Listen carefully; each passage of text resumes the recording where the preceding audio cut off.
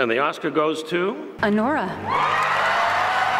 আজকে আমরা এমন একটা সিনেমা নিয়ে কথা বলবো যার নাম আনোরা। এই সিনেমাটি 2024 সালে মুক্তি পেয়েছিল আর 2025 সালে এসে এটি পাঁচটি অস্কার জিতে নিয়েছে। এর আগে কানের পামদা অ্যাওয়ার্ড পেয়েছে।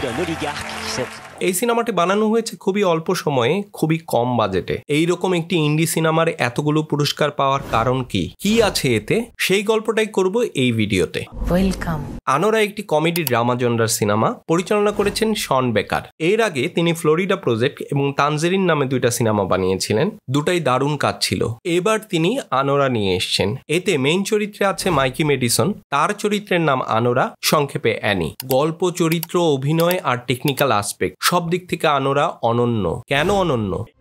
ক্লাস কনফ্লিক্ট আর আইডেন্টিটি নিয়ে এখানে গুরুত্বপূর্ণ আলাপ আছে। এখানে পরিচালক অ্যানির জীবনকে দেখিয়েছেন খুবই সততার সাথে, শ্রেণী বৈষম্যের নিষ্ঠুরতাকে সুন্দরভাবে তুলে ধরেছেন। এটা আমাদের বিনোদন দেয়, হাসায়, ভাবায়, প্রশ্ন তুলে। এখানকার ভিজুয়াল, অভিনয়, মিউজিক, এডিটিং সব দারুণ।